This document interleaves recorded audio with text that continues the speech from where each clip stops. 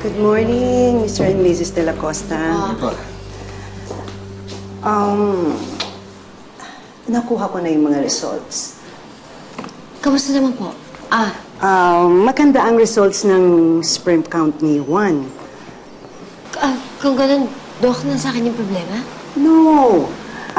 Healthy din ang egg cell samples na nakuha namin sa'yo, Happy. So pwede na kami magka-baby?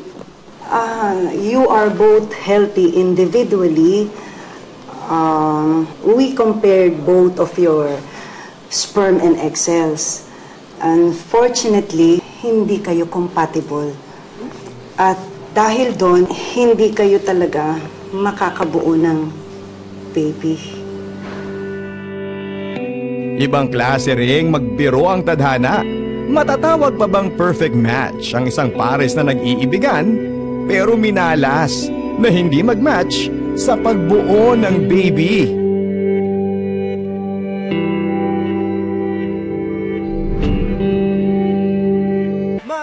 Doc, wait. Teka nga, sandali. Sabi niyo kanina, pareho kami healthy. Ngayon, paano nangyaring hindi kami compatible na mag-asawa? Oo nga, Dok. Hindi ko rin maintindihan yun kasi lahat na bubuhay ko, lahat ng signs sinasabi na compatible kami ni Juan. Tapos ngayon sinasabi mo na hindi kami compatible. Don't get me wrong. Hindi ko kinu-question ang relasyon nyo. I can see kung gaano yung kamahal ang isa't isa. I'm just stating the reason kung bakit hindi kayo makabuo ng anak. Mayroon kaming nakitang kondisyon na kung tawagin ay cervical hostility. So, ano po yun? Cervical hostility. Imagine niyo, para makabuo ng anak, kailangan makapasok ang mga little ones sa egg cell mo, Happy.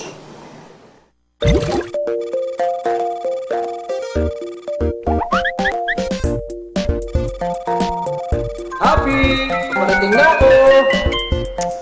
Hi, Juan!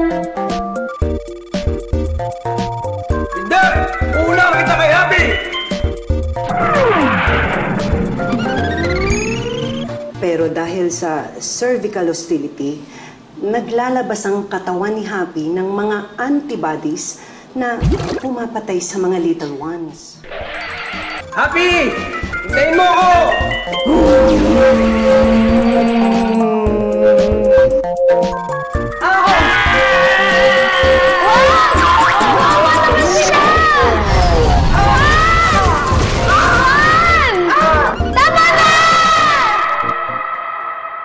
Pa rin maintindihan kung bakit gagawin ng katawan ko yun sa mga sperm cells ni Juan. There are a lot of factors kung paano nangyayari ito. Based sa mga lab test, naglalabas ang katawan mo ng mga antibodies that are allergic with ones. Wala itong tiwala kaya pinapatay niya lahat ng sperm cells ng asawa mo. Kaya kahit anong pilit, hindi kayo makakabuo ng baby.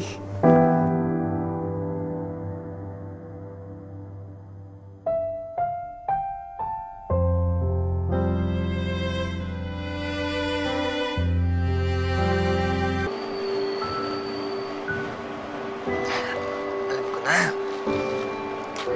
Patutunayan natin na mali silang lahat. Paano? Hindi gagawa tayo ng baby. Sige na. Ayoko nga. Ayoko naman eh. Malungkot nga ako. Sisilihin nga kita eh. Ayoko nga. Huwag dito, Juan. Saan gusto? Maligo ka muna.